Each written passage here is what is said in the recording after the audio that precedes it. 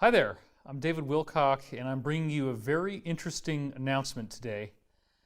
This video is talking about the very real possibility that in the year 2020 that secret space programs will be declassified. We have a convergence of information coming together that all is pointing in this direction. Unfortunately, one of the ways that this is happening is my former insider, Pete Peterson, did pass away. This happened in July of 2019, and it was a very sad thing for all of us. Pete Peterson was widely regarded as the most genius inventor in the history of the military-industrial complex.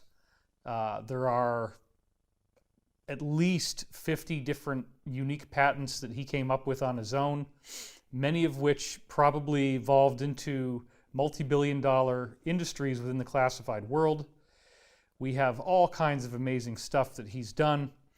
I was his friend from 2009 up until his death, talking to him an average of twice a week. And I also met many other insiders through Pete Peterson who I am still in regular contact with.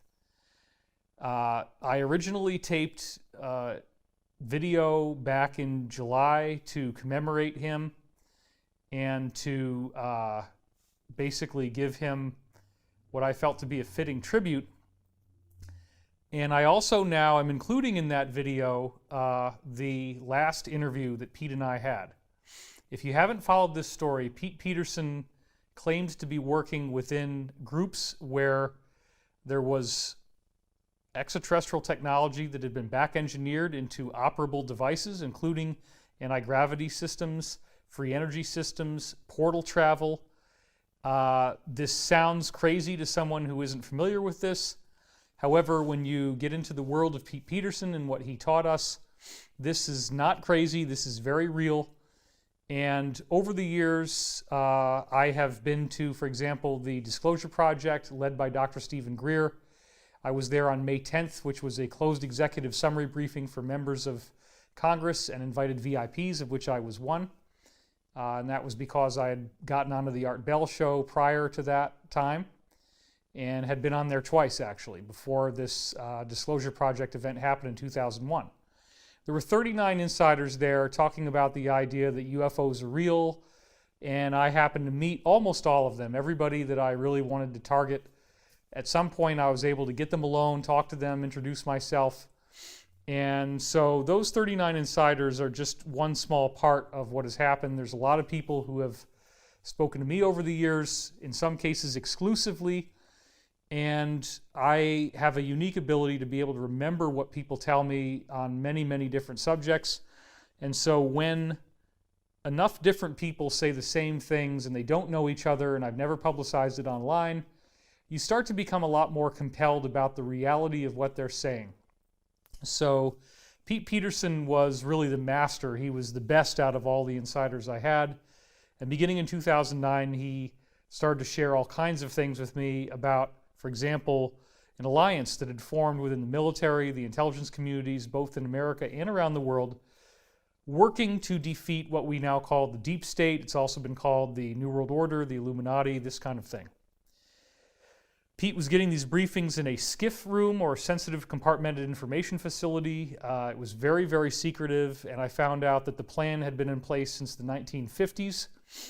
It does now appear to be reaching its fulfillment. The things that we're seeing with the QAnon phenomenon very precisely dovetail with what Pete was telling me since 2009. And there's been a lot of infighting going on. There's a lot of underground bases. Pete said there was over, I believe, 270, 260 of them, something like this. These bases are very large. They can hold up to 65,000 people. And they have a bullet train system called the Subshuttle that interconnects them. So within this world, if you can believe everything that guys like Pete have told us, and again, many other insiders confirmed very specific details, the U.S. government and other governments do have regular diplomatic relationships with a wide variety of extraterrestrial species. They are human or human-like. So many of them do look very similar to us, if not almost identical. That's another thing we've been misled about, the idea that they're all bug-eyed grays. That is not true. And they have technology that they've been sharing with us, and we apparently have been developing advanced technology of our own. So, before I get into the Pete Peterson tribute video, which will include audio from the last time that Pete and I spoke to each other that will have groundbreaking new intel that I guarantee you've never heard before, I want to talk about some very interesting things that have happened this year that are converging very nicely with what's going on with Pete Peterson. So let's talk for a moment about Salvatore Pais. And is it possible that this man is the greatest inventor in human history? Well, let's dive into this. This is the only picture of Salvatore Pais that I've ever been able to find, and it appears that he's clearly got his hands on two fighter jets. They look like maybe F-16s or F-18s, something like that. Maybe they're even F-14s. I'm not exactly sure. But when we zoom in up close, you don't even really get a whole lot of detail on his face, as you can see there. Why am I bringing this guy up? Because in one fell swoop, he patented this. What you're seeing here is called a HAUC. That stands for HAUC, Hybrid Air Underwater Craft. That's right. They're saying in these patents that were filed and publicized this year by the U.S. Navy that they have a craft that generates anti-gravity. And they're saying that this craft flies equally well through the water and the air and space. A hybrid air underwater craft, or HAUC. And when you look at this illustration, you can clearly see that it appears to be a flying triangle. Now, he goes into a lot of detail in the patent about how this works, and it is essentially a two-hull design. There is an inner hull, and then there's an air cavity, and then there's an outer hull. Within that air cavity, they say there is argon gas, and that suggests very strongly that this craft is using technology from Kenneth Shoulders, something that Pete Peterson talked to me about at great length. Kenneth Shoulders described charge clusters, or EVOs, exotic vacuum objects, very tiny areas of force that have an unusually large amount of energy, much higher than is supposed to be possible within such a small space. These charge clusters can repel gravity, and they also have enormous amounts of energy, and they are formed by directing a high-intensity electrostatic charge down a needle to a tip of a point. And if you do that within an argon gas, then what you end up getting is a much higher likelihood for these charge clusters to form. So within this two-hull ship design, you have that hollow cavity where you can form your charge clusters, and then you simply direct where they need to go. So this is an operational anti-gravity machine, and it obviously is very similar looking to what we've heard about with the infamous TR-3B flying black triangle, or other code names for it that you might have heard, like Black Manta, this kind of thing. The idea here is we're not talking theoretical speculation anymore. We're talking about an actual patent filed by Salvatore Pais with the U.S. Navy. And as we're going to see here, the story gets very interesting. On August 2nd, 2019, the Chief Technology Officer for the United States Navy, Dr. James Sheehy, confirmed that the HAUC is an operable device. Now, that is a very important distinction. This is Dr. James Sheehy. Let's read now about how this came into being. This is a link from The Drive, which is a military publication, and it says, in these patent documents, the inventor Salvatore Pais, Naval Air Warfare Center Aircraft Division's patent attorney Mark O. Glutt, I bet you that was a fun name to have in high school, and the U.S. Naval Aviation Enterprises Chief Technology Officer Dr. James Sheehy all assert that these inventions are not only enabled, but operable. Now again, The Drive is a respectable mainstream media publication that dives deep into issues from the military that the regular media might not cover, but this is definitely a reputable, accredited media entity for news coming from the military. And they're saying right here that this is an operable technology. That is a very important distinction. Let's keep reading. To help me understand, this is the author of the article, what that term may mean in these contexts, I reached out to Peter Maleynek, a patent attorney, and I looked him up. There's several guys with that name, so we're not going to use a picture because I don't know who it is, which one of them. Anyway, Maleynek informed me that the terms operable or operability are not common in patent applications, but that there is little doubt that the use of the term is meant to assert to the U.S. Patent Office that these inventions actually work. Now that is phenomenal, because what we're seeing here is that the Navy has certified that what they've already patented is an operable device. And if you read these articles, they make it very clear that their principal concern is that they not be swept out from under by other countries like China, because if China were to patent this type of technology first, then the United States military would have to be paying China every time they use it. So there's an incentive.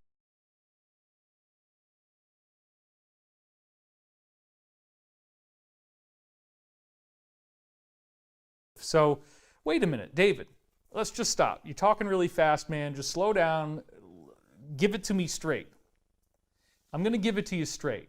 The Navy has anti-gravity. It looks like the TR-3B, and it frickin' works. They've said, they've certified in writing with the Patent Office, this is an operable technology. It is not theoretical. They already have anti-gravity. And what does that mean? That means the thing can fly underwater, it can fly through space, and if it can fly through space, then they very likely have already done this for a long time. They have bases on the moon, they have bases on Mars, and they have bases on other planets and satellites in our solar system. And that's exactly what insiders like Pete Peterson told me, and what you're going to hear him say in what now unfortunately is his deathbed interview.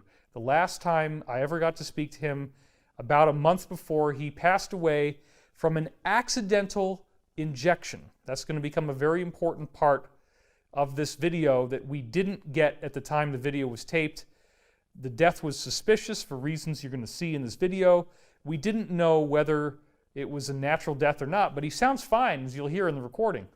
No, we found out it was an accidental injection. I don't know if that means a gas bubble or morphine or what, but it's very, very peculiar, especially because the deaths of two other important insiders happened almost simultaneously with this. Okay, the next big piece of news that we need to look at comes from September 26th, 2019, in which the U.S. Navy patents a free energy device. And this is exactly the kind of device that you could drop into a craft like the Hawk. It's, in some cases, only 0.3 meters wide, which means basically 1 foot, so it's like this big. Now let's dive into that a little bit. Here is an image from this free energy device, this compact fusion reactor as they call it. Now notice that in both Figure 1 and Figure 2, you have points that are directed at a center. Now those points could very well be generating Kenneth Shoulders charge clusters or exotic vacuum objects, just what I was telling you about before. They have to direct electrical charge down through a needle point, and then they come out and they're very highly energetic. And so if you generate a whole bunch of them, you would definitely have a free energy device. That is exactly what this thing looks like it's doing. The whole epicenter of the technology is how these points are converging on a center. That's exactly what we'd expect to see with anybody developing the Kenneth Shoulders technology into an operable patent. And it can generate a terawatt for as little as 1,000 watts of input power. That is incredible, because a terawatt is 1,000 gigawatts. And let's be clear that the Palo Verde nuclear plant, which is America's biggest domestic power plant as an actual nuclear power plant in Arizona, it only generates 4 gigawatts.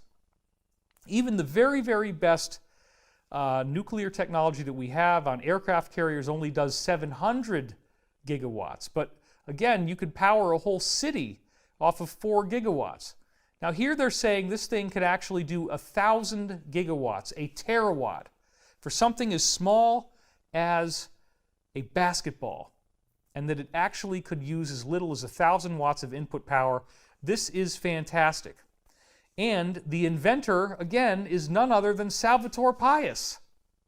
Again? Really? Salvatore Pais is like the greatest genius we've ever seen. The guy simultaneously invents free energy and anti-gravity, and he patents it, and part of the free energy device, by the way, includes him developing a room temperature superconductor. Now let me just explain what that means. Why does your computer get hot? Your computer gets hot because whether the electricity is going through copper or whether it's going through silicon inside the chip, it's hitting these molecules, and when it hits the molecules that shouldn't really be in there but they're in the way, the molecules generate heat, right? So your processor gets hot, your laptop starts making that fan noise sometimes. That's because you don't have a superconductor. If you do have a superconductor, it doesn't generate any heat at all. So this is a phenomenal breakthrough for computers. They could become much more powerful because they're not going to generate heat anymore. And it has all kinds of other applications because it has been discovered that when you run current through a superconductor, that it becomes very capable of levitation. So you can do levitation with a magnetic field and then a superconductor if you have, like, for example, you cool it down and you can get this thing that you've cooled in dry ice and you spin it around. It's going to be a great anti-gravity demonstration. I've actually done that in a science lab for the History Channel show Ancient Aliens, which I'm a regular on. So we're here for Ancient Aliens doing a demonstration of quantum superconducting levitation. And what we have here is superconducting ceramic discs that are actually going in, they're moving over neodymium magnets, and they've been cooled with liquid nitrogen that he had right here. And so you're actually seeing a very interesting and amazing levitation effect. So James, could you just, I know you're holding the camera, could you tell us your name and your website and everything? Yeah, my name is James Lincoln, and my website is physicsvideos.com. And if you want to email me, it's james@physicsvideos.com. And this product comes from quantumlevitation.com. It goes right over your finger, as you can see right there. We've had a lot of fun doing this demonstration today. It is truly a remarkable thing to see and to get it all going out there like this. We've had a lot of fun doing this today. And that show is now running all day Friday and all day Saturday on History Channel, which is really amazing. I don't know if there's any other show on TV that's doing that right now, so I'm getting recognized everywhere I go. That's part of my life now, but I'm happy to be doing this video. So, Salvatore Pais, what about that name? What is this? Is there anything else going on here? I mean, I'm not denying that there could be an inventor who's enough of a genius to do something like this, because I certainly know Pete Peterson firsthand for many years, and he invented a whole variety of things. But does the name Salvatore Pais actually mean anything else? Well, it turns out, thanks to one of our readers, that we found out that Salvatore Pais in Spanish actually means the savior of our nation. Salvatore, savior, Pais, nation. The savior of our nation. Well, wow. If there really is a guy named Salvatore Pais, he may very well have been chosen for this role of disclosing this technology. It's as if the Navy wanted us to figure this out. They left us a trail of breadcrumbs. The idea being that it will save our nation to declassify this technology, which they've already asserted through their chief technology officer is operable. Wow, that's just crazy, because with this operable technology being declassified, it would save our nation. We no longer will need fossil fuels. We no longer will need roads. We can be traveling throughout the solar system. The best versions of this technology travel so fast that you can get anywhere in North America in 90 seconds in these craft. I'm literally not kidding. 8 hours to the moon. It becomes a very manageable trip, and now a lot more things are possible. We can mine through our solar system. We can have a much greater solution for overpopulation. There's lots more places for us to migrate. And NASA has also recently been telling us that all of these different moons throughout our solar system are loaded with drinkable water. You can go look that up. I've talked about it in my latest book, The Ascension Mysteries. So it could save our nation. If we have clean energy, we don't need to pay for it anymore. That gets us off of the need for a financial system ultimately. It may not happen right away, but if you look at typical Keynesian economics, the economy is based upon capital, and capital is basically energy, or that which we need to generate things. So capital, at least energy, is one of the most important sources of capital. If you eliminate the need for paying for energy, you are freeing up incredible economic prosperity like nothing we've ever seen before. It is amazing. So Salvator Pius, how about that? The savior of our nation.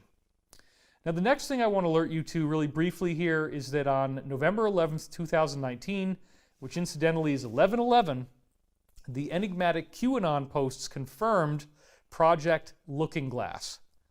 That also really caught my attention because I've been hearing about this going back for a long, long time. I got briefings on it from the book Alien Contact by Timothy Good, the original insider from 1989, Bob Lazar, was talking about Project Looking Glass. He saw documents on that. I had a variety of people giving me information on that, going all the way back to guys like Robert Lucian Howe in the late 1990s. He was on a Yahoo group. And I talk a lot more about that with Edge of Wonder, and there's a video coming up with them where I deep dive on that. So I'm not going to repeat all that work. They're going to be releasing the first one around Christmas, the second one around New Year's. So be on the lookout for my new Edge of Wonder video. And Project Looking Glass is apparently a technology that can see through time.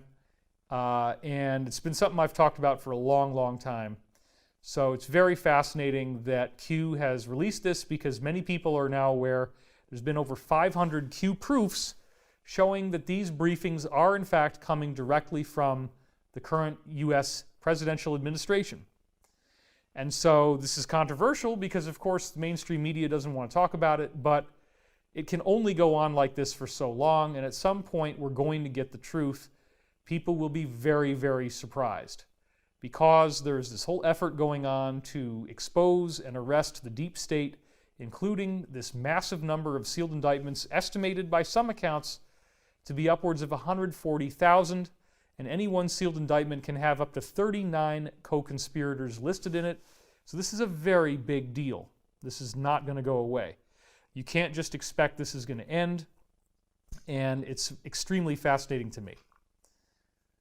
So here is the actual QAnon post. It's number 3585, where it says on November 11th, 11/11, Project Looking Glass going forward in order to look back.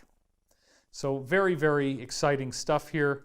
But this is the one that I had to get into this video and get it out to you as quickly as possible. On December 8th, 2019, we had a mind-blowing article show up where it says that secret space programs are about to be declassified, and this is not pseudoscience, it's not fringe, it's coming from, again, directly out of the U.S. Air Force this time, in a mainstream publication. Take a look. It says right here, Barrett and Rogers considered declassifying secretive space programs. Now, it doesn't say the secret space program or secret space programs, but it says secretive space programs. Basically the same word, except that secret becomes secretive with the extra IVE at the end. But it's basically the secret space program. I mean, there it is. Okay, now, let's go in and dive into this and read what it says. This is from defensenews.com. This is a totally reputable publication. You can see the link right here.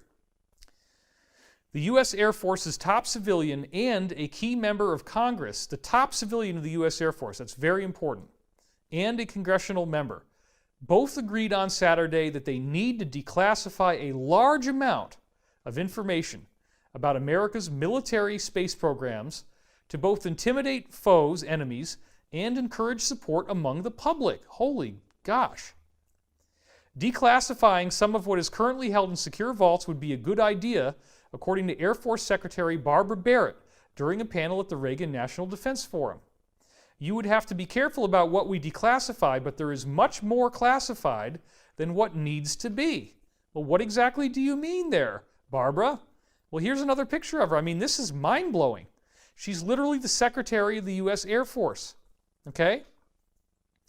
Fellow panelist Representative Mike Rogers, the Republican from Alabama, said he met with the secretary earlier in the week to discuss that very issue and said that the information on space programs is overwhelmingly classified. Well, what do you know about that?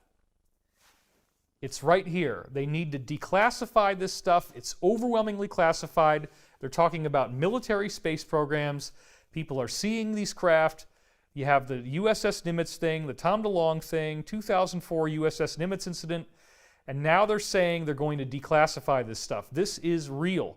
So here is Representative Rogers, and you can see right there on his name tag, they're calling him Mr. Rogers. Well, Mr. Rogers is going to have a very good day in the neighborhood. That's all I can say about that. A beautiful day in the neighborhood.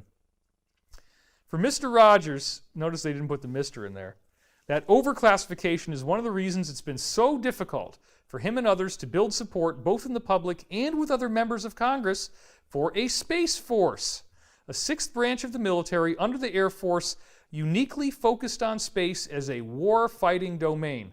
Well, there you have it, the Space Force. We've been wondering, well, if it's a sixth branch of the military, and that means soldiers are going to be going there, well, how do soldiers go to space? Because supposedly all we have right now is this X-37 craft, right? It's sort of like the space shuttle.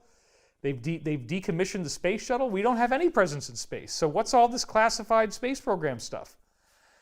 There's a lot that they apparently are getting ready to declassify. So this is history in the making. This is very real. And the Space Force could be telling us that they're getting ready to recruit people to fight in space, to fight wars in space. Well, this is exactly what you're going to hear Peterson talking about, that we already have bases on the moon, we already have bases on Mars, and you will actually hear him say, we are fighting the Draco. So he has confirmed in his deathbed interview the same stuff we're hearing from Corey Goode, the same stuff we heard from William Tompkins, the same stuff we've heard from other insiders as well, that there is apparently a reptilian-looking humanoid race that is very nasty. And let's go on with this now, because there's more to see. As members of the Armed Services Committee and the Defense Appropriators, we get it, but we have to have our other colleagues in the Congress be supportive of us making the changes we need and delving the financial resources that we need into this project. It's not going to happen until they understand the threat and the dependence that we have. Well, that's very, very key, because he's saying there's a threat. And he's also saying there's a dependence. We depend upon this technology to handle whatever this threat is. Okay, so again, the idea of the Draco, the idea of extraterrestrials that are negative, this might all be part of what's getting ready, and that's exactly what you're going to hear from Pete Peterson. And I don't think that can happen until we see significant declassification of what we're doing in space, what China and Russia are doing, and how space is in their day-to-day lives. Unbelievable. Once Americans have access to that currently classified data, they will throw their support behind a Space Force, he concluded. The lack of an understanding really does hurt us in doing the things we need to do in space. Well, what is the lack of understanding? What is the threat? And why would the American people fully throw their support behind the Space Force? Obviously, this is very exciting stuff. Let's keep reading. There isn't a constituency for space, even though almost everyone uses space before their first cup of coffee in the morning. Well, that's because of the internet. The two declined to say how much of the black space portfolio could move into the public, nor when these changes would start happening, but Barrett pledged that it would be a focus for her office moving forward, a sign that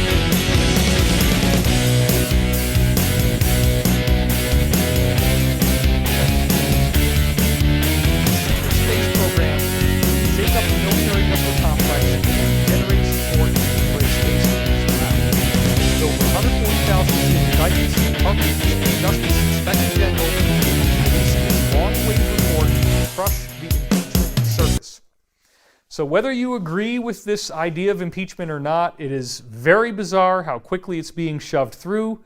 It's as if somebody has an urgent deadline, and if you've been following the work that I do, then you'll know there is a FISA report coming out, 500 pages long, apparently very damning to the deep state, and they are trying to get this impeachment done before that. What is so fascinating is that Pete Peterson in this interview says that the key consideration is if we can make it to the year 2020 without the president being impeached, then we get declassification and disclosure. Now, this is from a recording I made in June, and all of this stuff is reaching ahead now. So without further ado, I want to bring you this groundbreaking interview with Pete Peterson, which I summarized in this tribute video that I shot back in July in a beautiful location in Colorado. And I'll add one more thing, which is you might actually see the infamous Sasquatch in the forest. So be on the lookout for that. I like to have a little bit of fun with this. It's not all just so serious and somber. And I want to thank you for watching. This video is sponsored by the Wilcock Foundation, which is our 501c3. Hi there, I'm David Wilcock, and we hiked up to 10,000 feet altitude. We didn't hike the whole 10,000 feet, but it's a lot of work getting in here. And it's raining. But you know, we gotta keep this show on the road. We're in a very beautiful place here. You see the mountains and the lake and the trees. And I have a very sad announcement to make. You may have already seen this in the title of the video, but Pete Peterson has died. He was my #1 insider. I met him through Project Camelot in 2009, and he became the #1 guy teaching us about the Alliance, which is this international coalition that is working to defeat what has been called the Illuminati, the New World Order, the Deep State, whatever names you want to use. Way, way, way before QAnon, which only started in October 2017. In 2009, I was getting briefings from Pete Peterson about this alliance. Just to give you a backstory, in case you didn't know who he is and why this is significant, Pete Peterson did work for the Reagan administration. He was a part of what's called Majestic, which is a lot more than 12 guys. It's not just Majestic 12. And one of the secrets is the spelling of Majestic with J refers to Her Majesty, because all this is ultimately being controlled by the British Empire. Now, what do I mean all this? Pete Peterson claimed to have worked in highly compartmentalized programs in which UFOs are commonly known to exist within the military-industrial complex. And it sounds crazy to most people. You know, there are people out there denying your credentials, denying that you really did and said the things that you did and said. But I've met multiple insiders through you that you introduced me to who have confirmed many of the things that you've said as being true and totally real. Well, they never did like me to talk much about it, and I never did talk much about it. And then those people have since passed away. I mean, I've been doing this since I was about 18 years old. Right. And interestingly enough, he was involved in a program called White Star Ranch from childhood, in which he was trained to interact with extraterrestrials directly. This is something that's been going on within the secret government since at least the 1950s. There were treaties in place, secret treaties. We don't really know how far back this stuff goes. I've heard from certain insiders that there were extraterrestrials materializing in all of the offices of the presidents of the United States going back to the Revolutionary War, the signing of the Declaration of Independence. Do we have people coming up the trail? Okay, no, good. Not at the moment. I mean, they probably won't be able to be heard. Yeah. Ooh, we got some thunder there. So this is a guerrilla shoot. We're just doing this out in public, but it's a beautiful place. We got bugs, we got rain, we got thunder, but we're going to keep moving forward. So there were treaties in place with various extraterrestrials, and they were in the process of developing a secret space program. Now, Pete knew a lot about this. Pete worked with the actual individuals in various alphabet soup agencies that were doing this stuff. He got to meet firsthand with extraterrestrials, and they taught him how to develop anti-gravity. They didn't like working with adults. They preferred children because children didn't have this kind of mental interference of anger and stress and depression that they disliked so much. So anyway, Pete came out to the open in 2009. He had worked for the Reagan administration. He became their top advisor on classified technology. Now we're really getting some rain here. Hail. This is crazy. It's a little bit of hail. The trees and then come back. Well, The trees will be pretty protected. we're doing fine. I think we're, unless I really get saturated, we'll keep going. So it's sad because he died, you know, and I didn't know if we were going to get a chance to talk to him again. He had told me that he was now cleared by his allies to start talking about the 35 different, I believe it was 35, something like that, different off-planet locations. Yeah, this is crazy. We're getting dumped. This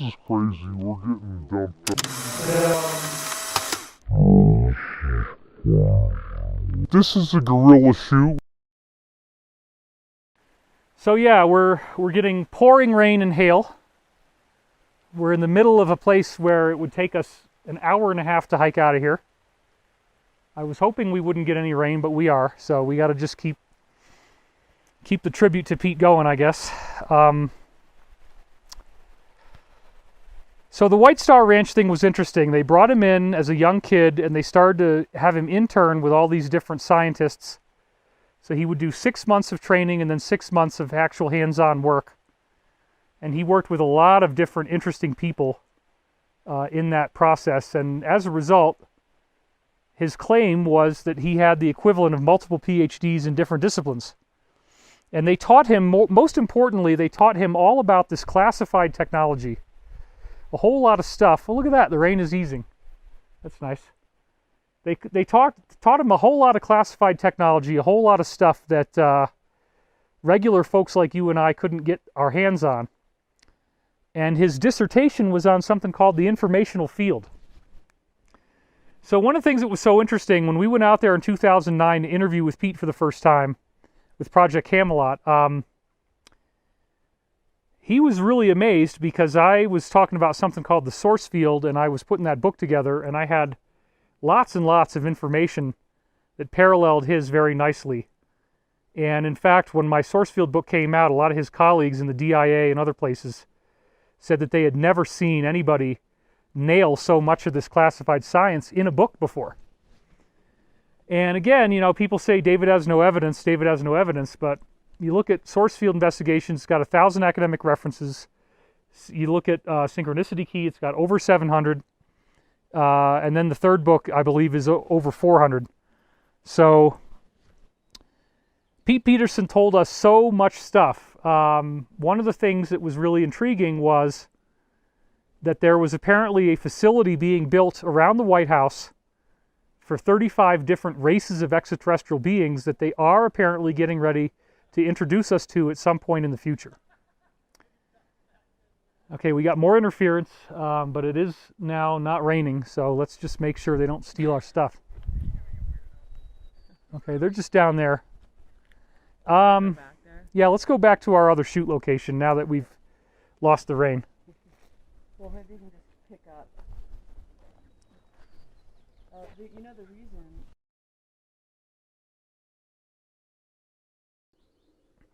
So Pete Peterson was part of a secret government program called White Star Ranch.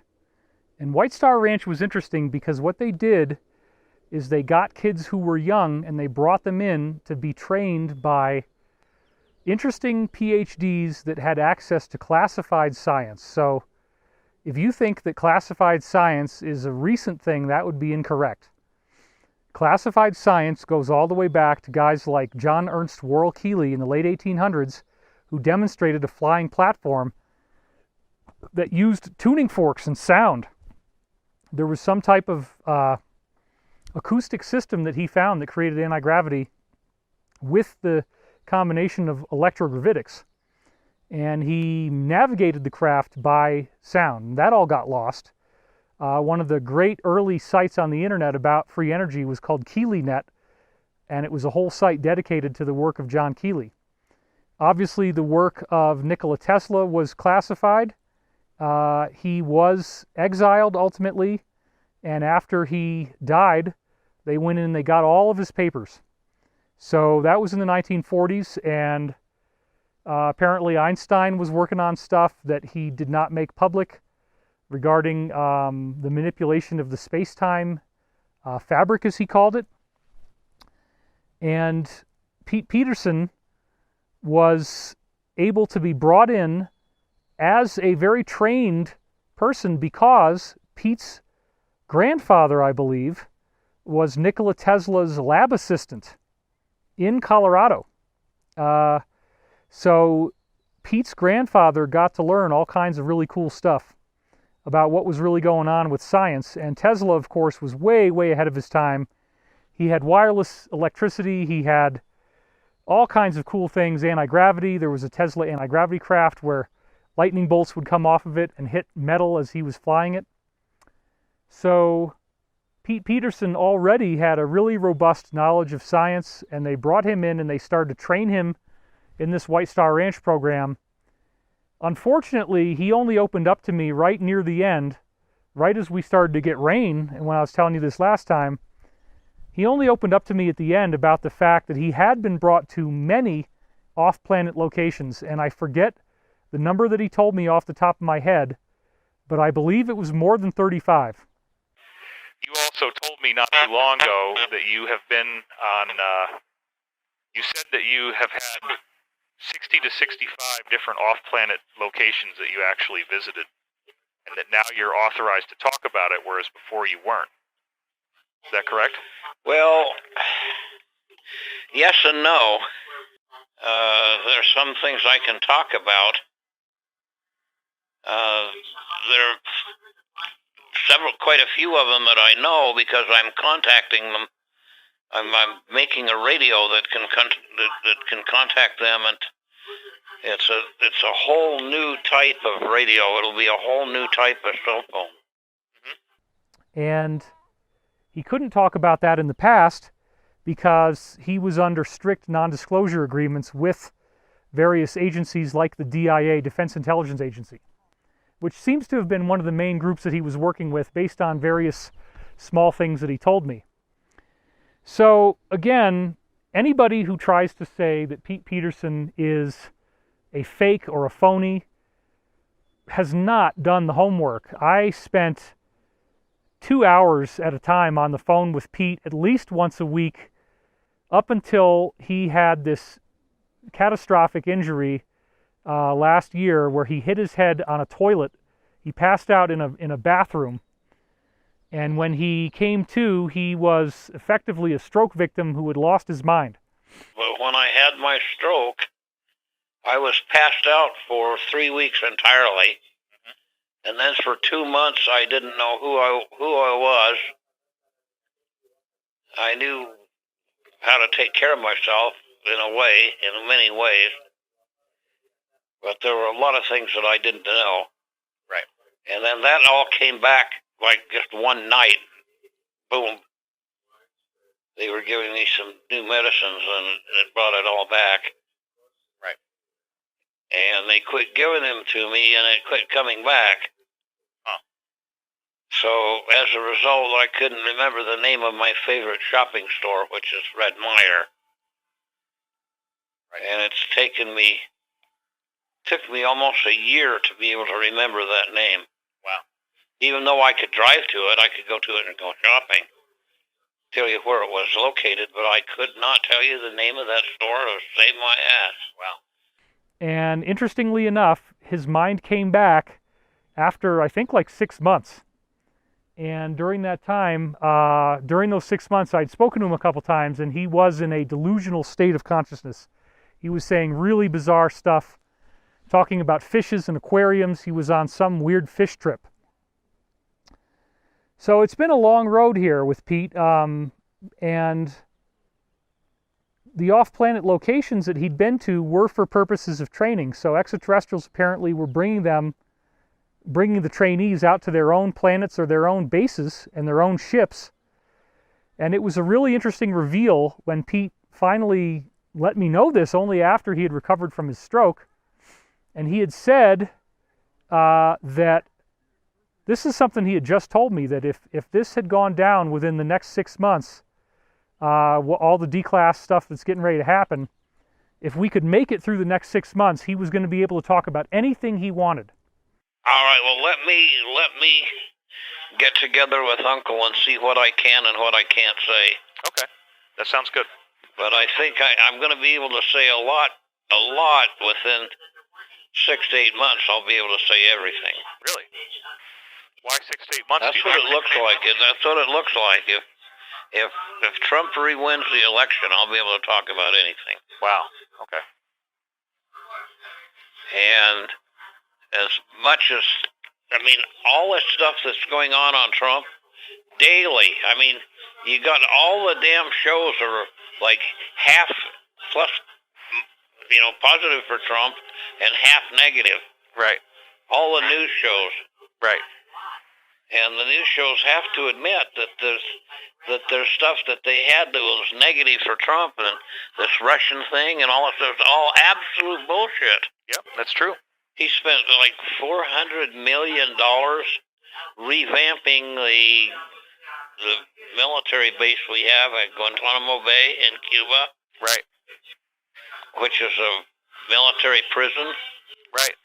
Yeah, I know. He's revamping that to put all the banksters and gangsters into prison. Right.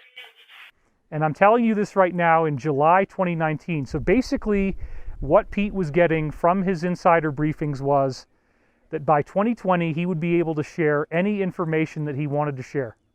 He could say anything he wanted to say.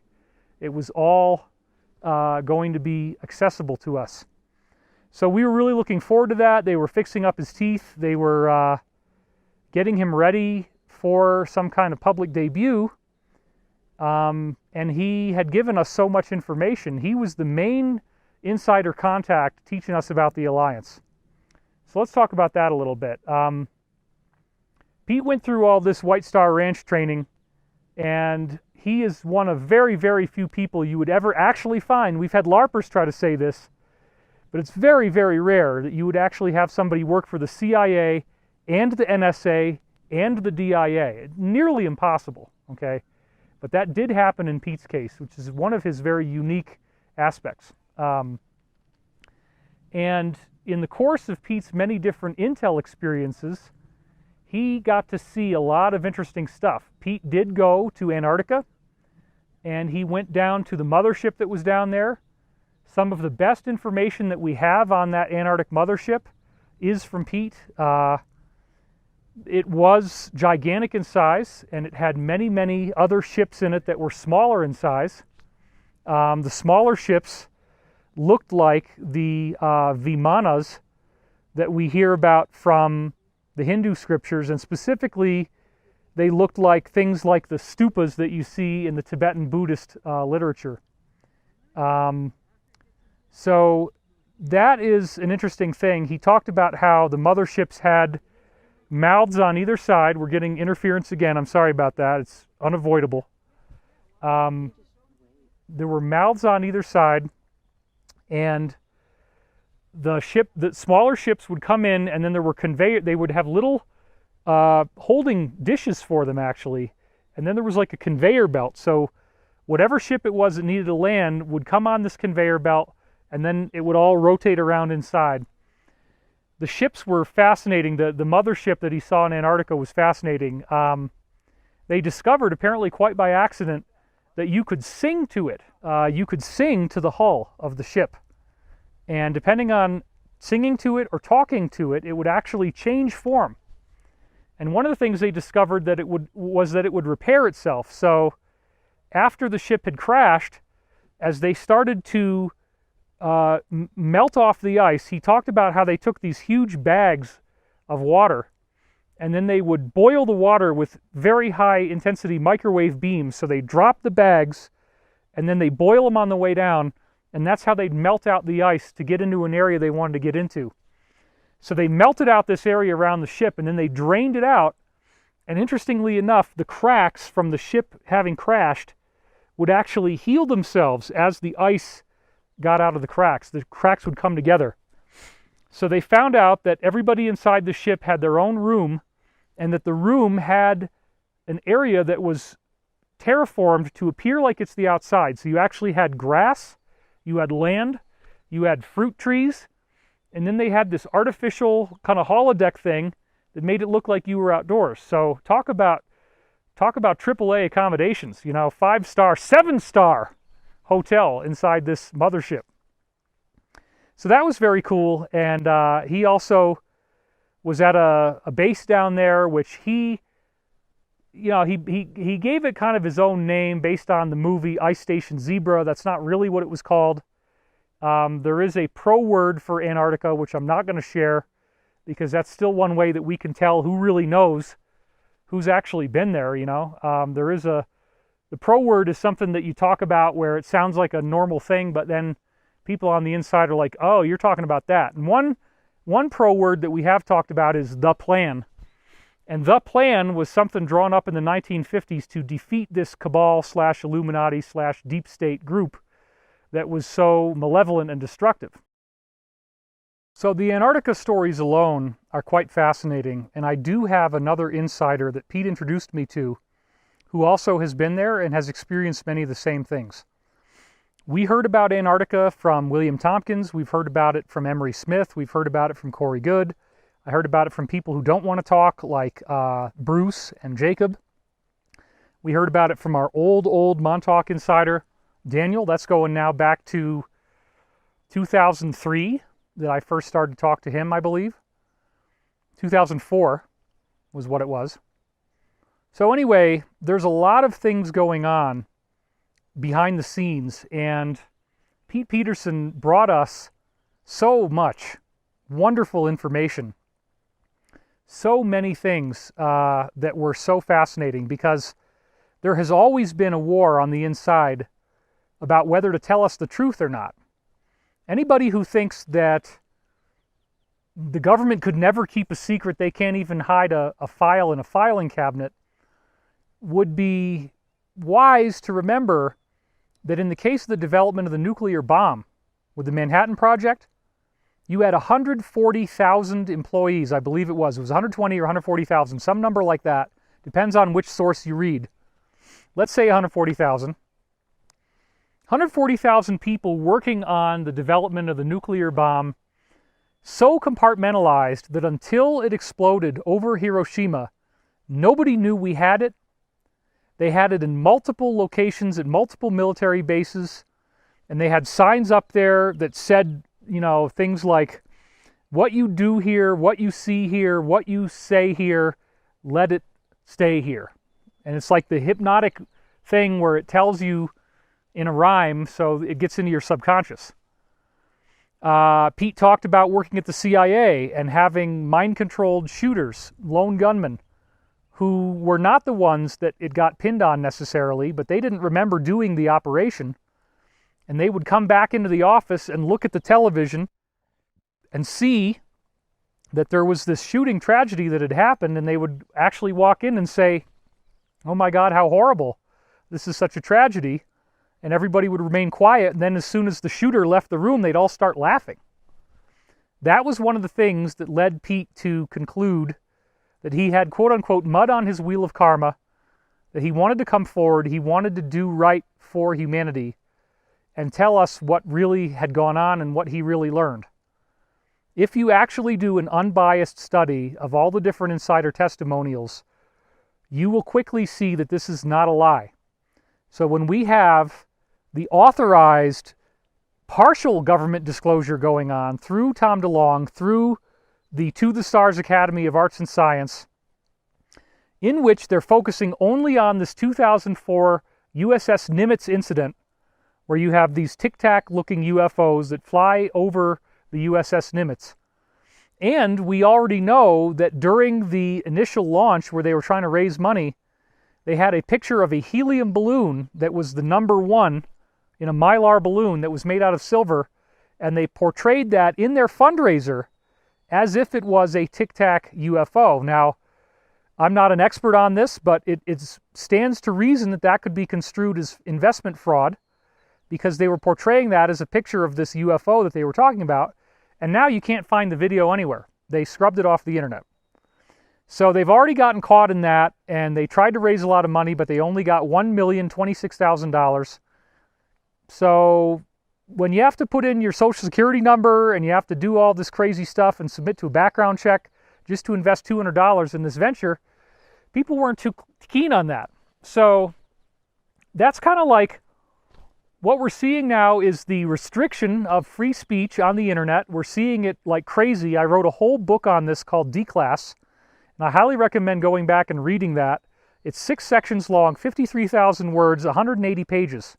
It is a book.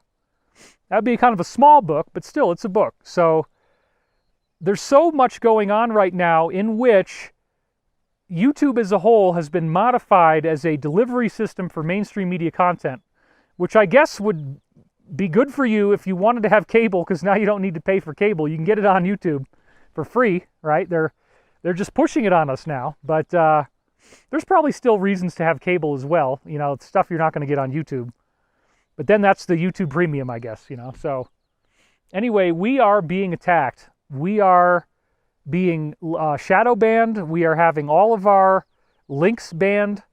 It's crazy how much big tech is attacking us. But don't let this fool you. It is happening because we are winning. It is happening because disclosure is happening. And it is happening because we are getting towards the victory. In other words, Pete said that unless our president gets impeached, within 6 months he could talk about everything he knows. No restrictions. That's 2020. So there's something that was going to go on between now and the end of the year that would make it just open season for insiders. And so we all have a role to play in that process. We, as intelligent citizens, are working together to have disclosure. We want the truth. And there are some mitigating circumstances around what happened to Pete Peterson that I do feel we should talk about. So let's do that for a second, because this is valuable information that I feel does need to be shared. And it's why I hiked up 10,000 feet, out to this wonderful location to give you this. So there's another insider that I've talked about before. His code name was Woody. I didn't use the code name, but now it doesn't matter because he's also dead. And so therefore, there's no need to try to save him from being killed because he was killed, okay? Now, Woody was apparently the top person in the Western world with the Western governmental apparatus, okay, and whatever forms it is, both secret and overt, who was the signatory for any deals that were done with the real financial powers behind the Asians. This is the Dragon family. Okay, so had to stand up for a while because things are starting to get sore on that rock. But I wanted to tell you guys about another interesting angle of how this whole Pete Peterson situation has played out. It's important for me to note this, that first of all, let's look to the QAnon post from July the 9th. And on that post, it says, "Gold shall destroy Fed."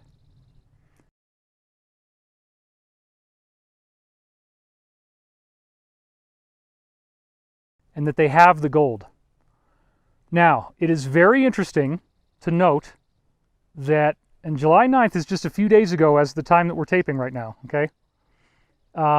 It is very interesting to note that that information corresponds precisely with data that we got from another insider who, for the purposes of this video, we will call Ward. I've talked to you guys about Ward before. I've talked to you about the fact that there is a financial ruling group in Asia that calls themselves the Dragon family because they were the original dragon emperors of China. The Qing dynasty, which is what China is named after, Qing, that's where it comes from. And the original province is called Xi'an, Xian, which again is where this all started. There's over 120 pyramids in this Chinese area, and the terracotta soldiers were found inside one of those pyramids. They actually had to excavate and destroy the pyramid to find the entire army of the emperor that had been preserved inside. So the Dragon family apparently are extraterrestrial humans. They look Asian, but they are not from Earth. There apparently are multiple planets that have humans that look pretty much exactly like people you would see on Earth. And that's one of the many really interesting things that we're going to learn as time goes on. We've definitely heard about the people with the elongated skulls. There is a huge part of the Cabal's mythology, which they believe to be true. They have the motherships in Antarctica. They have the books from there. They have the ruins. And they believe that they are the descendants of people who crash landed in Antarctica and then developed out. The crash landing was 55,000 years ago, one of the main ones. They developed out across the Earth. They had a major catastrophe 50,000 years ago. There was another one 25,000 years ago. And then there was another one 12,500 years ago. So these are cyclical. It's a 25,000 year cycle, and it has to do with the sun giving off a huge flash of electrical and bright, fiery energy. So the geologist Robert Schoch has done some really cool work in his book Forgotten Civilization on this idea of the solar flash being what ended Atlantis. And there's a lot of really cool information about this, including this 5-inch thick layer of ash throughout most of the northern hemisphere that is all the result of this solar eruption. The solar flash apparently caused the Earth to shift on its axis, and where these people had settled, which they had called Antarctica, they called Atlantis, became Antarctica. Anyway, so that's like one group, people with elongated skulls. We've talked about this quite a bit in my other videos. The descendants of people from Atlantis that spread out, and there were two, this is another really important new piece of information, 2 lines, okay? They had slightly different physiologies as well, because apparently one group may have originated on the exploded planet that has been called Tiamat or Maldek. The other group may have been originated on Mars. So anyway, there were 2, this is some of the newest briefings that we've gotten. There were 2 surviving groups from this ancient civilization in our solar system. There were people, they both had elongated skulls, but one of them had more of a ski slope on the head, and the other one had more of a bony knot here. And you can see examples of both types of skulls, and especially in Mesoamerica, we see lots of these skulls that have been found, which is a very, very interesting study.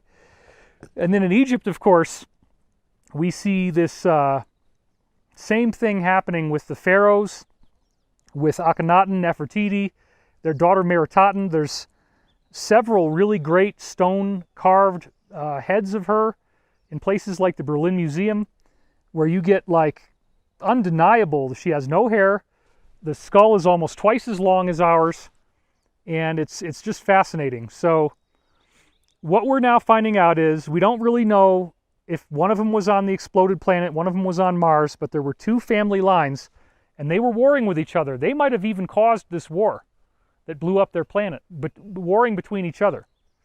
They actually both survived. Both groups crash landed on Earth, and they eventually agreed to divide the Earth, and so one line went up through Africa, Europe, and kind of like the western part of Asia, let's say. The other group went up through the Americas and apparently to some degree pushed into Eastern Asia as well. And again, they have different skulls, and they ran the planet, and they probably had some wars. They lost contact with each other after the fall of Atlantis 12,500 years ago, the most recent solar flash, according to Robert Schoch.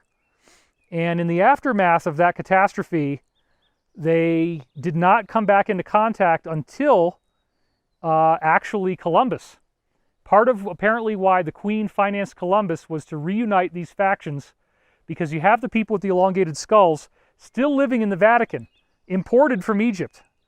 And they used those mitre hats to conceal their identity. Most of them do not live above ground, though. They live in various secure facilities underground or otherwise outside of prying public eyes.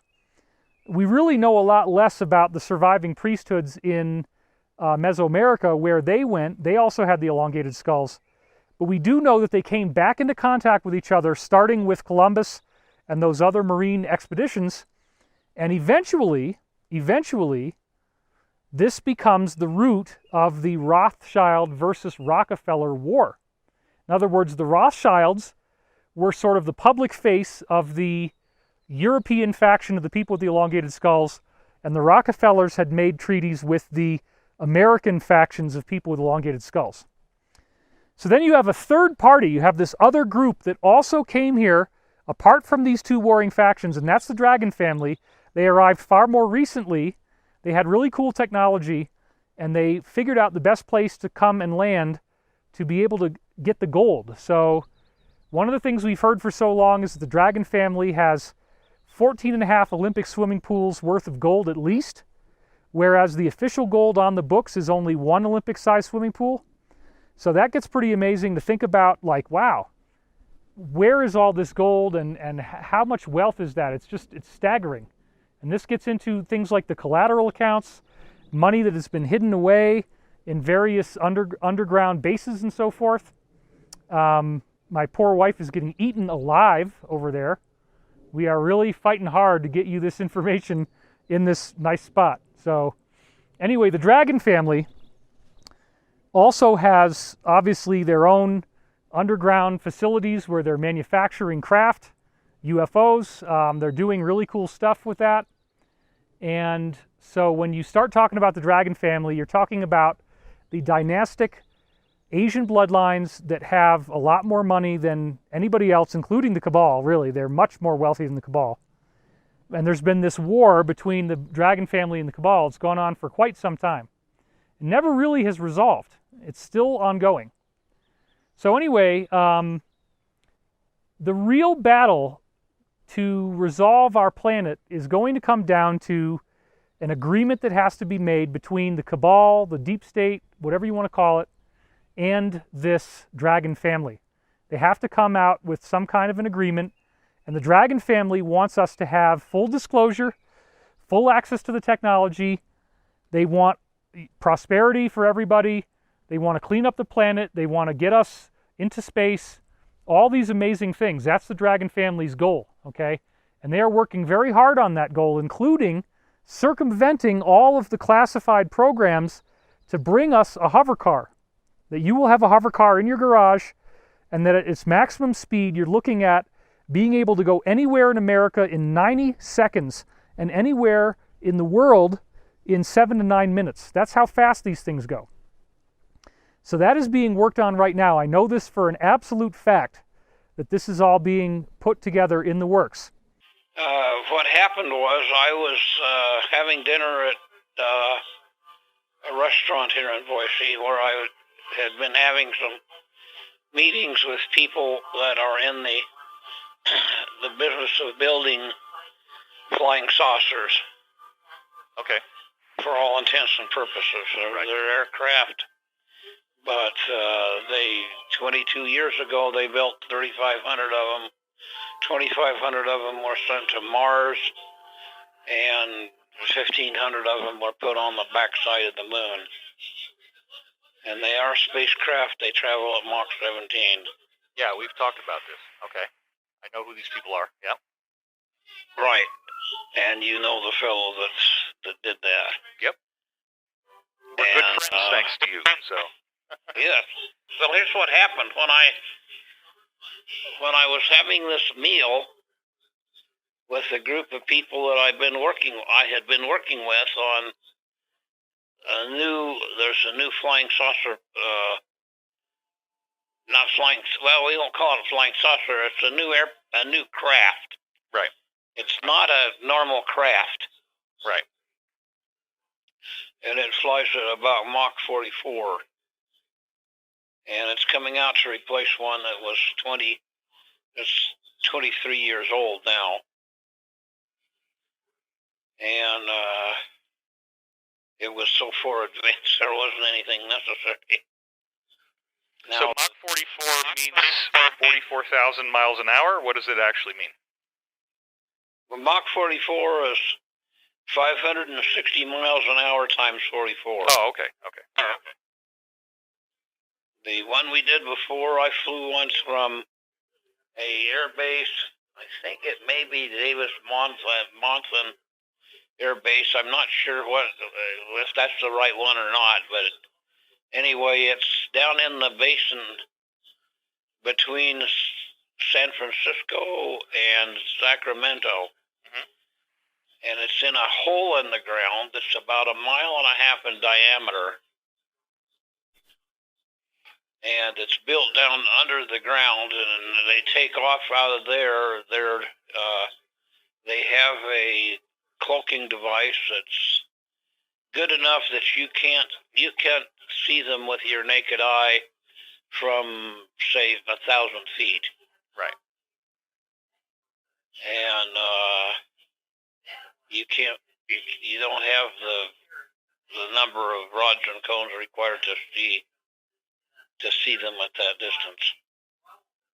And anyway, they take off from there. That's one of their bases that they take off from. It's right in the middle of,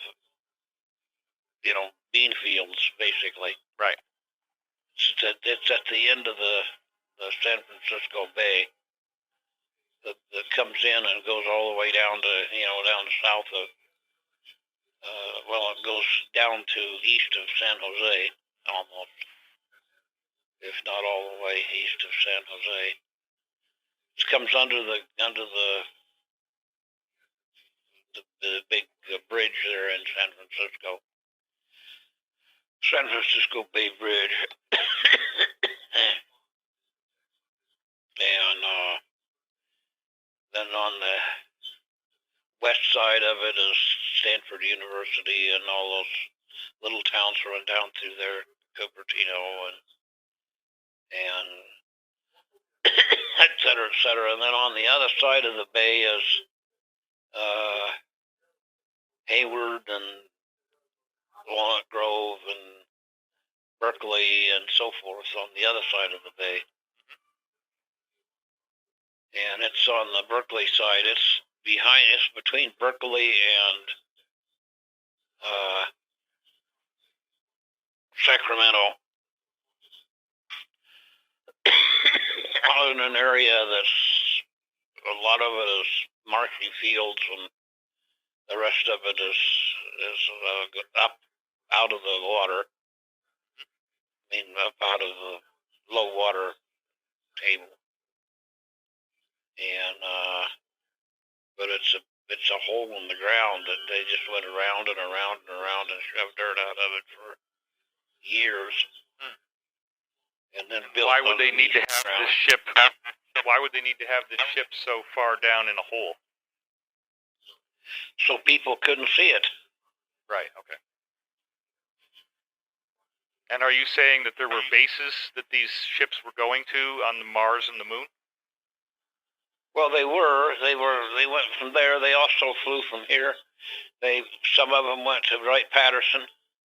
Some of them went to the air base there in the military base there in the Bay in Washington, D.C. A lot of them were runners that went up and up. Most of them, when they take off, they fly straight in the air. They go straight up.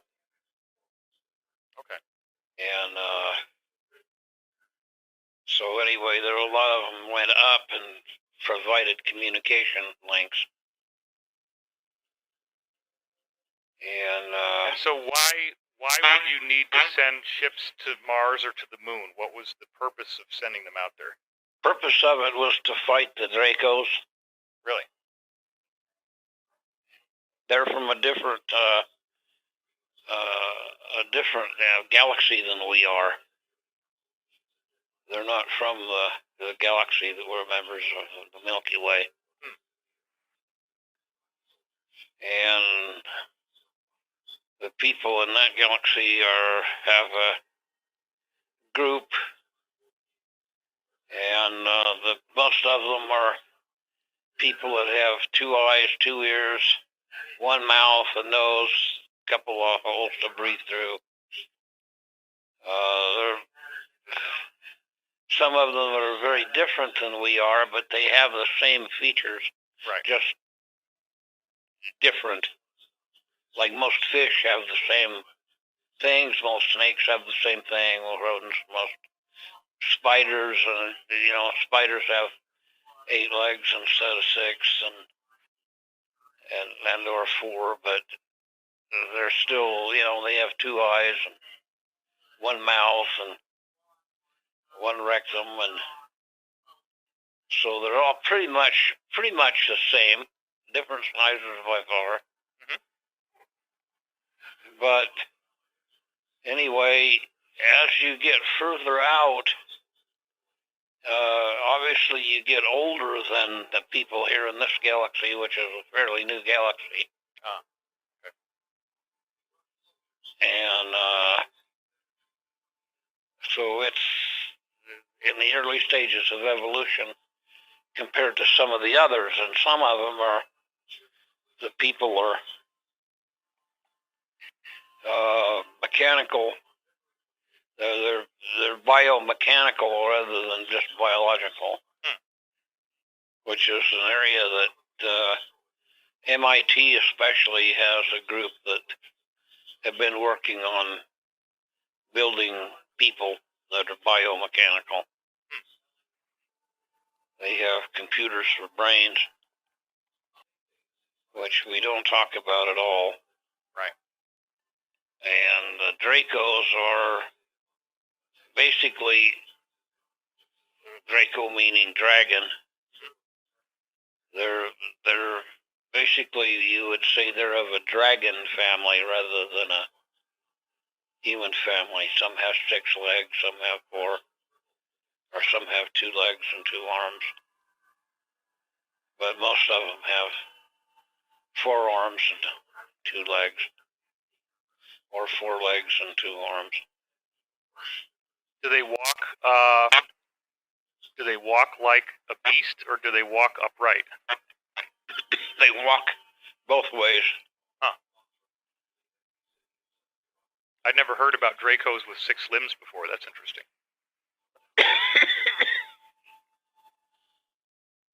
Well, they're a best kept secret. They haven't been talked about much. But when you go to a meeting where they're being represented by members of the Galactic Association, where you find, that the ones that are the furthest off are the ones I appreciate the most. Their ancestors are about 6.5 feet tall, and they're praying mantises. Right. And their eyes are on the end of stalks. They have a head like a hammerhead shark in a way. Their eyes are on the end of stalks that stick out where their ears would normally come out. Right.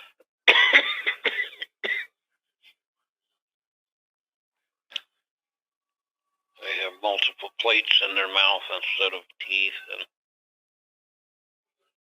and they speak through a couple of organs that are about where our kidneys are, and they vent air through a series of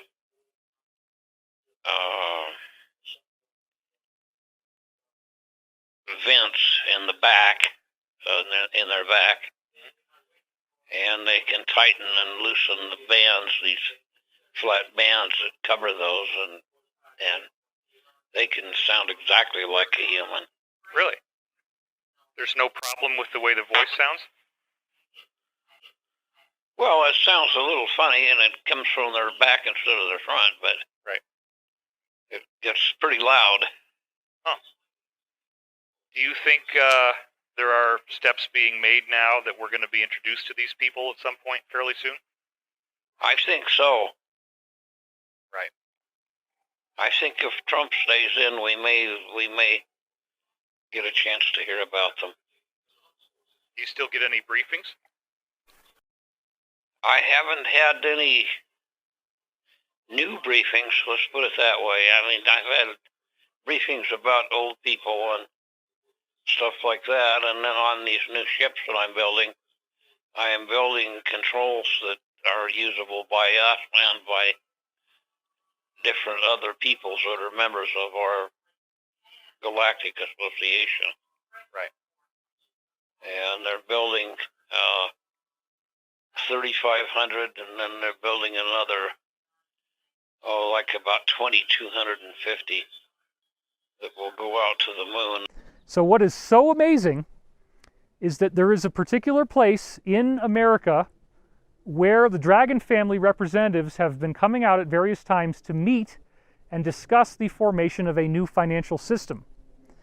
And this, I've heard about various meetings through this insider that we're calling Ward. I've never spoken to Ward directly. I only spoke to him through another insider, okay? Ward had a meeting which culminated on July 9th, in which the Dragon family and the representatives of the Western establishment have now signed off on that financial agreement that will give us gold-backed currency, that will get us our freedom back, that will get us classified technology, all these wonderful things. That agreement was signed on July the 9th. A day and a half after Ward signed that agreement, he was found face down dead in his house. And he had promised me that he was going to talk to me if the time became right after the agreement was ratified and it became publicly known. I have seen pictures of Ward with the Dragon family. I am not going to share those pictures, not even with the faces blocked out, because I don't know what kind of compromising information could be in there that I wouldn't even know about. But Ward died on the same day that Pete died, Pete Peterson, and that, to me, is very suspect. I don't know if Pete was knocked off. It is strange that when I talked to him last, which was only a couple weeks ago, about this whole idea that I had stolen his money from the fundraiser, and I have recordings of him saying that's not true, that he did receive all of the money, which his take of it was $55,000, then GoFundMe got the rest. So let's just, for the sake of this silly thing, let's just talk more about the money. So the money, you can confirm again, the money did go into your account. Well, I don't know that it did or not, but I do know that about $55,000 did. Well, that was the entirety of the fundraiser minus the cut that GoFundMe took. So yes, that is the full amount. People who are making this stuff up out of no evidence, they're doing it just because they like trolling, they like attacking us, and they think this is a game. People are dying. You know, we were threatened very severely with actual terrorism at the Contact in the Desert event. I was concerned every time I went on stage. I couldn't turn my back on the audience. We had a massive security presence. They were unarmed, but we had armed guards that were on call, ready to come into the room from local police. And so if people think that this is all a joke and that nobody's dying and nobody's getting hurt, look at what just happened to Pete and look at what happened to Ward on the same exact day, folks. And then what's interesting also is, we should also talk about this, that the arrest of Uncle Jeffy, let's call him that, because we don't want to say certain words or else this video will never be seen. But if you think about Uncle Jeffy, you know what I'm talking about. Uncle Jeffy has an island that goes on that island that we don't like, okay? So we'll leave it at that. And you know what I'm talking about because he was very publicly arrested last Saturday as the time that we're doing this video, which is exactly 1 week ago. Now what's interesting is that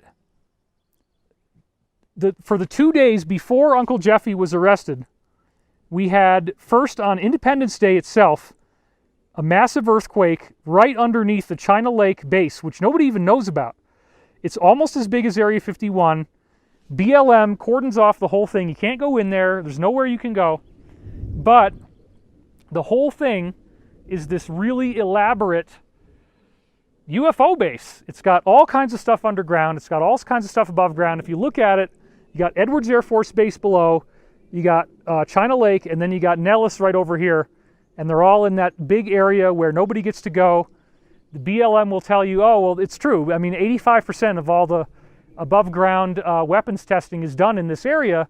So they tell you, well, if you go in there, you're going to get blown up, turn around. So nobody knows about China Lake. Well, isn't it interesting that we have an earthquake on Independence Day, of all things, that makes China Lake non-functional as a base? And then another one happens the next day, July 5th, that's even bigger. And I was lying down in bed meditating at 8:19 p.m. For some reason, I was inspired to go to bed, get on my bed, lie down, close my eyes. I heard this dog going crazy outside in the neighborhood, shrieking like coyotes were, like a pack of coyotes. It was the weirdest dog thing I've ever heard. The dog finally stopped. I laid down. Not even 5 minutes goes by, and I hear this very loud pulse, this very loud roar. Sounded almost like a bowling ball going down a bowling lane, but like 1,000 miles an hour, underground. It went woof. And then right as the sound impact came to my house, the paintings on my walls hit the wall. And that's how I knew I wasn't just getting some meditative experience. This was totally real. And then only a few seconds later, the whole room starts shaking up and down. It was very vivid, very scary. Plus, I was in the upstairs of my house, and the upstairs already shakes a lot just from the wind. So when you get an earthquake in that room, it's really, really rough. So that scared the bejesus out of me. That's part of why I came back to Colorado, honestly. If there's going to be any more earthquakes, I'd rather not be there while they're happening. And we got some deals that we're working on that are about to come to fruition, but I'm out here to finish my book. Got 3 weeks to do that. So anyway, blah, blah, blah. The point is, those two quakes completely destroyed the mission capability of China Lake. And I found an insider that's in my latest article that I highly recommend. Go to divinecosmos.com, divinecosmos.com. That's my website. And click on the article called It Begins. I want you to read D-Class too, but definitely read It Begins. And in that article, I'm talking about the fact that some very strange stuff has been reported by whistleblowers going on at China Lake. A provable long-term track record of chemtrail experimentation, weather modification. That was the hub of it. So my theory was, what if they had some other doomsday aerosol that they could launch in planes that would basically either create mass hysteria or everybody that has a weak immune system dies, something really horrible like that. Because if Uncle Jeffy gets arrested and you look at his dossier of who got invited to his island, it is a who's who list of all the top people in the deep state. So this is not a joke.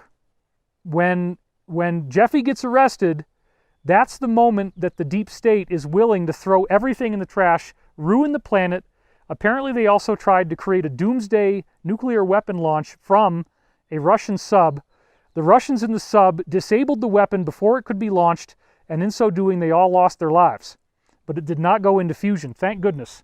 And we applaud and praise them for their heroic sacrifice.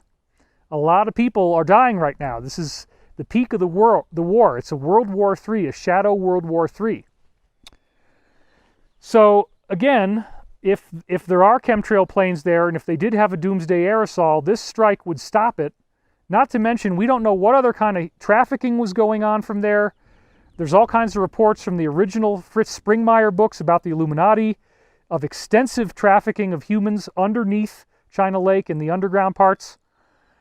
I mean, it's anybody's guess all the crazy stuff that was going on there, but we do know that apparently Edwards, China Lake, and Nellis were the three main paperclip areas for the Germans that got transported here after World War II and really never lost their loyalty to their original party. So anyway, I'm hearing some storms and clouds, but we're going to keep going here. We're going to keep doing this for you because there's a lot of things I want to cover, and it's crazy and it's exciting, but it's scary, and then there's loss and there's pain and there's tears, and it's all kind of blending together right now. So I cannot believe that it's an accident that we see these two earthquakes that perfectly destroy China Lake, but like hardly anything else gets damaged. No civilian casualties. Maybe there's one guy they found under a pickup truck. They don't even know if it's from the earthquake or not. Even the town of Ridgecrest nearby doesn't seem to have been destroyed. But if you actually look at the news for the military for China Lake, they tell all non-essential personnel to leave. don't come back, go down to other bases, because everything mission capable has been destroyed. So there's nothing left there. The earthquakes just wiped it out. These were bigger earthquakes, the second one in particular, bigger than Northridge 1994. And you look at the pictures of what Northridge did to LA, and it was tremendous devastation. So, and you notice they're not talking about China Lake at all. There's no pictures from there. There's no pictures of damage. Nobody's talking about this. Then they get Jeffy the next day. Now tell me that's an accident. And then the next day after that, there's this flooding that takes place in Washington, D.C. And it's so bad that you can't ride the subway. It's so bad that the basement of the White House is flooding. I do not think this was the alliance. I do not think this was the president's own people. I've had insiders tell me that the underground tunnels around D.C. are 3 times bigger than D.C. itself. And so it's possible, as my wife actually got this idea, that they could have floodgates in the Potomac River, that they can just open them up and flood out these underground tunnels as a doomsday step, coordinating it with some kind of rainfall attack, okay, so that what you get is all of this evidence washed away. So then that doesn't stop anything, and the very next day we lose Ross Perot. Now this is also really sad because Corey Good and I were contacted by a family member of Ross Perot's. I'm not going to say who. He was going to come to Contact in the Desert, actually, and we were in some negotiation about that at one point, and he was just going to be visiting, but obviously it would be a big deal and people would know who he was. We have strong reason to believe that Ross Perot had a lot to do with the bankrolling of earlier parts of the Alliance's effort in the 1990s and onward. That a lot of his money was going in, and that without him the Alliance effort could never have happened, okay?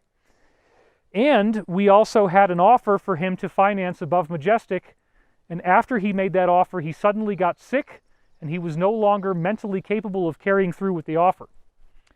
So I find it very suspect that you have the China Lake earthquakes that destroy nothing else but these bases. You have Uncle Jeffy gets arrested the next day. It's all starting to unravel now. Who did he invite? What are the pictures they found in his Manhattan apartment when they smashed the doors open? What other kinds of documents did they find? What did they get out of his safe? What are they going to find on the island? What kind of crazy blackmail stuff did he have on people? How many sealed indictments are there? They unsealed an indictment, folks. They unsealed an indictment about Uncle Jeffy. A sealed federal indictment. This is happening. This is true. This is real, okay? So think about what the implications are here. Think about how we are being shown the fulfillment of everything we've been telling you was going to happen. You got people messing around with kids. You got this horrible stuff going on.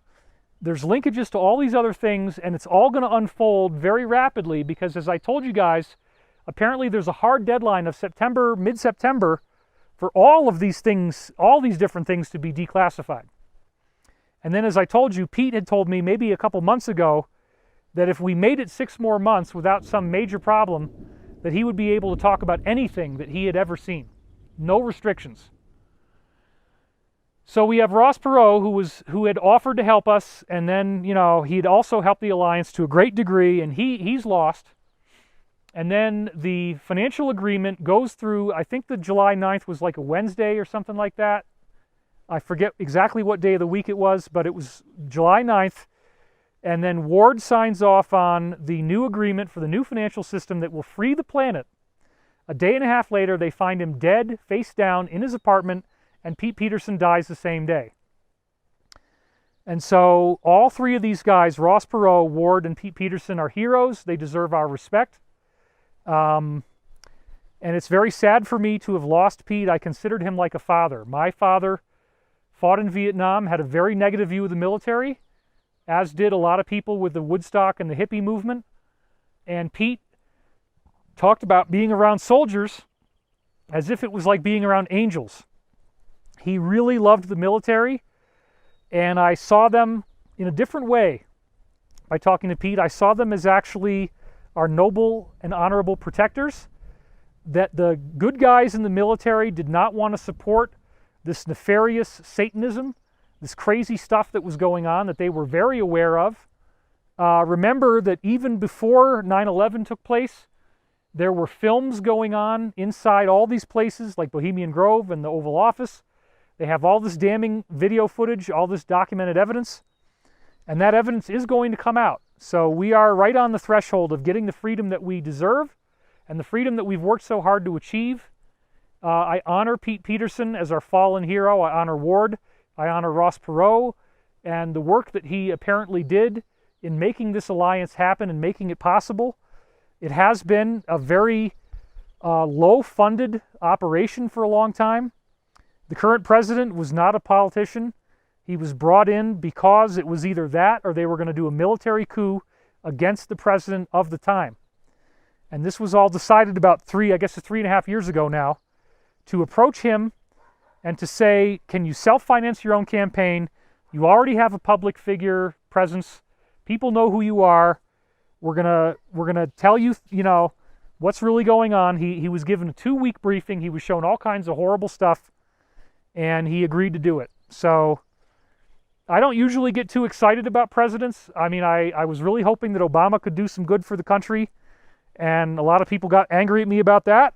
And now I'm talking about the current president, and I'm saying, you know what? Maybe there's more to this than just the negative view that the media gives us. Maybe there's something else. Oh, people get so upset. Can you talk about how Pete wasn't sick? Yeah. So I can talk about that. So I talked to Pete like 2 weeks ago. So Pete, I just want to confirm that today is June 6th, 2019. This is a conversation that we're having. You are not being threatened or coerced in any way. Is that correct? Absolutely. What's something you can do to tell us that you can confirm that it's June 6th, 2019?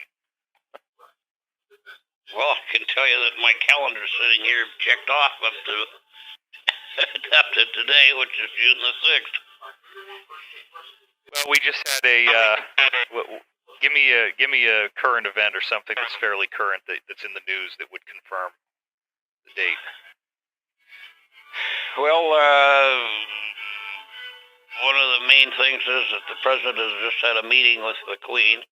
That's true. In England. And a number of things were talked about, and he talked more sensibly than he's talked in a long time. I got a recording of him. You can listen to it. I'm going to release it when I get back. I'm here for 3 weeks to finish my book. But Pete sounded fine. I mean, he said there was no pain. He did not appear to have any degenerative conditions. They were tweaking his dentures to get him to fit right. He was happy about that. We had discussed coming out and taping him to talk about all this new stuff that he wanted to disclose. Well, let me just ask you this.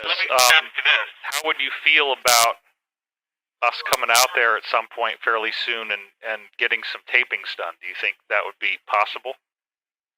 Oh, absolutely. Okay.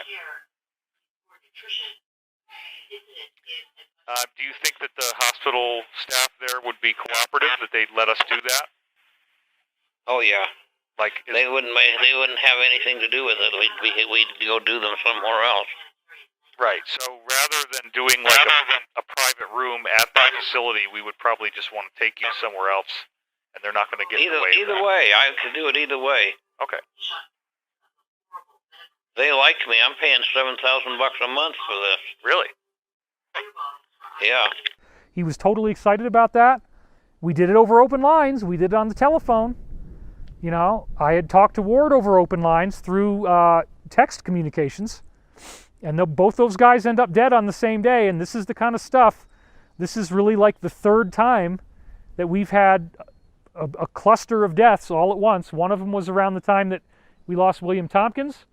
There was another one recently, Carl Wolf, the guy who was the whistleblower for Disclosure Project, where he saw photographs of ruins on the moon that were clearly not really ruins. They were active bases, actually, extraterrestrial bases.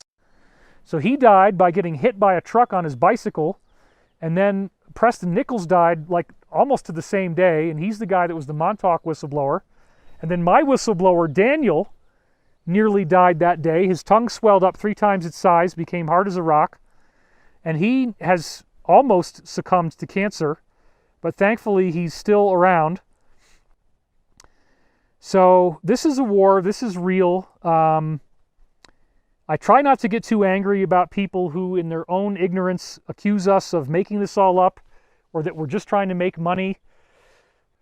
Anyway, this has become kind of long, but Pete Peterson was our original guy that started telling us about the Alliance in 2009, and he gave us lots of briefings about underground bases being destroyed, about military hardware not being able to start, tanks that wouldn't start, planes that wouldn't start, all this high-level interference to stop these cabal guys from doing the end of the world. And the Alliance has steered it beautifully. This is apolitical. It does not have to do with the current president. He's just happening to be somebody who is involved right now in helping an agenda that has been ongoing since the 1950s that they called the Plan, 5-inch thick binder of how to pull this thing off, which has obviously adapted quite a bit as time goes on. It's amazing because they're going to do it all fully legally. And if you go back to the infamous, as I've made it infamous now, quote 2700 from these Q posts,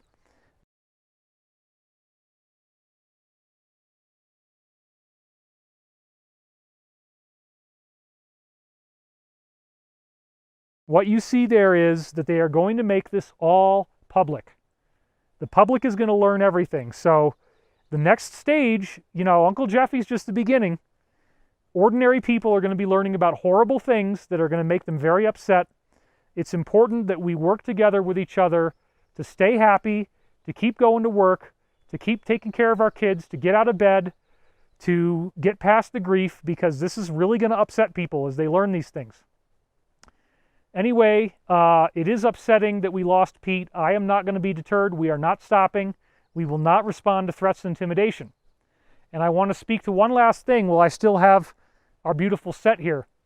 Yeah, I'm calling it a set. So see, on mine, I'm like a filmmaker, right? So anyway, I can come over this way a little more. It is also very important to point out that when all these attacks started online, talking about Pete Peterson and that I had stolen his money, which is so ridiculous. I'd given him $18,000 of my own money. I didn't even create the fundraiser. It was created by somebody calling themselves Coco Luau. And Coco Luau handed it over to me, and the amount of BS that we had to go through with GoFundMe just for me to be allowed to transfer money to Pete's bank account was crazy. There's no way that GoFundMe would have ever allowed me to transfer it to any other account but Pete's, and it took us a lot of work even to get that done. So anyway, those attacks started happening right after Pete got transferred from Genesis Center to Cascadia of Boise. And we didn't know where he went, and in fact, the people at Genesis told us, we can't even tell you if he's still alive, and we can't tell you where he went.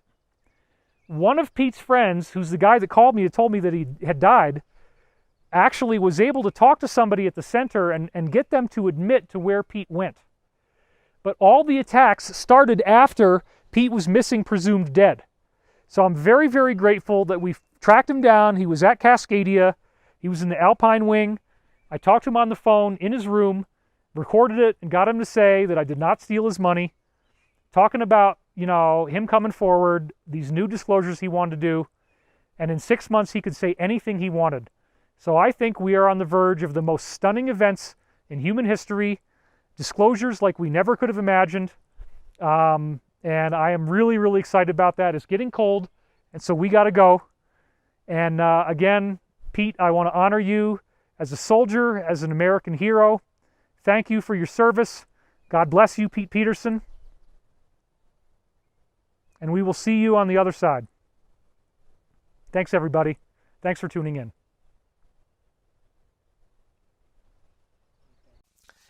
All right. Well, I hope you've enjoyed this film-length movie.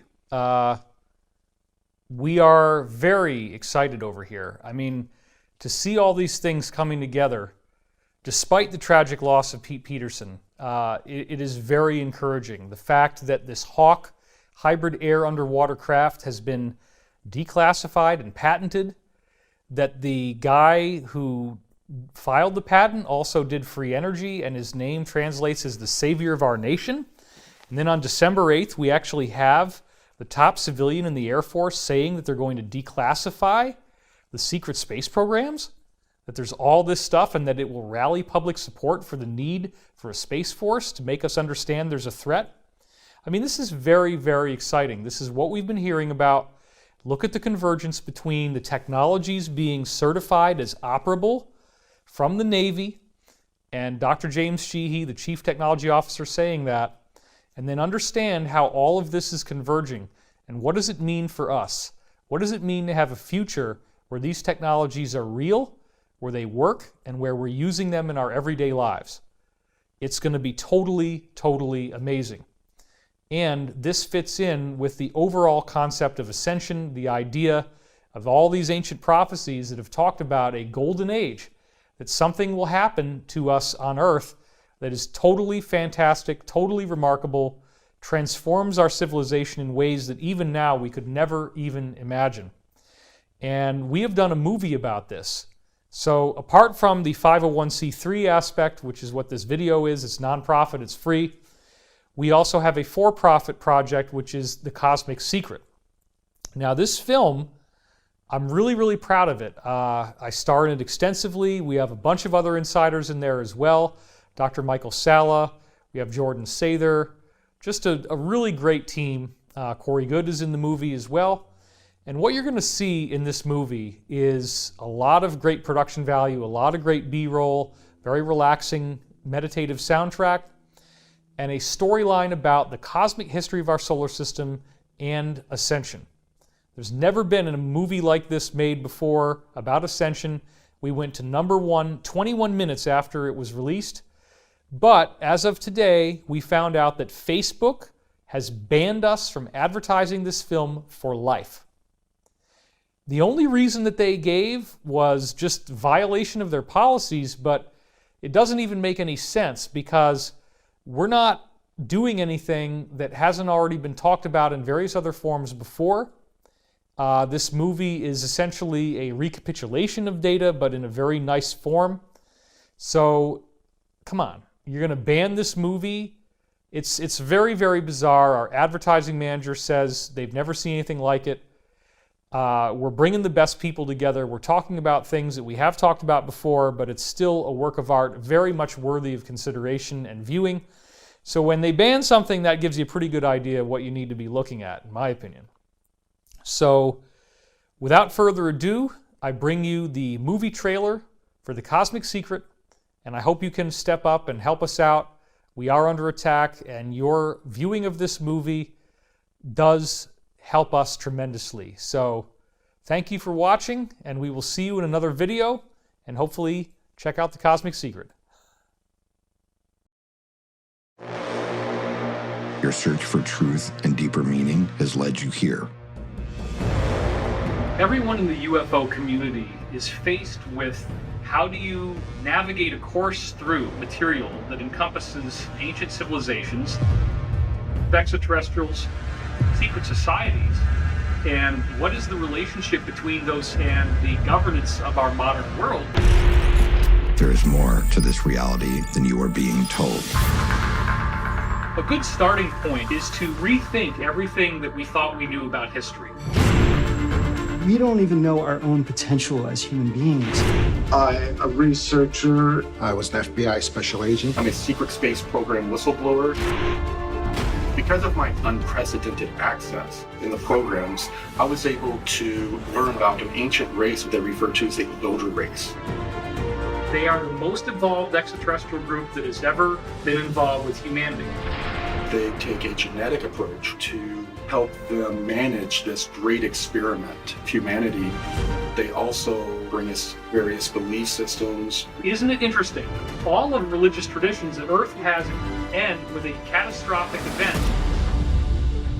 We have this evidence hidden out in the open, but we don't ask the deeper questions. The CIA declassified a document that describes a cataclysmic series of events. The main message from these ETs are for us to prepare ourselves for this coming event. This so-called apocalypse is actually not gloom and doom.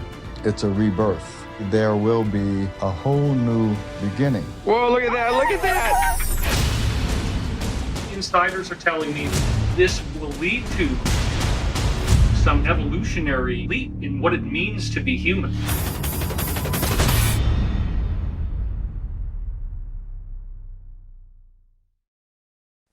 One thing I will say at the end here is I am aware that Pete Peterson mentioned the number 3,500, but then, and that was the number of crafts that he said that we were sending to the moon and to Mars, but then he had the numbers 2,500 and 1,500, which of course adds up to 4,000.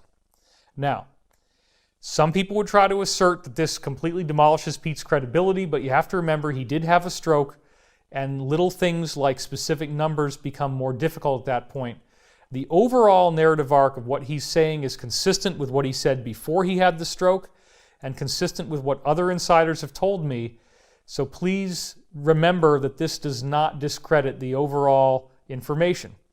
But I guess there's a little wabi-sabi in there, and so people love to try to poke at one little thing and say that discredits the whole thing. But when you look at the overall evidence, you look at what's going on here, it adds up very nicely with the stories of Salvatore Pais, declassification of anti-gravity and free energy, and now the Air Force telling us that they're going to be declassifying a bunch of information on secretive space programs.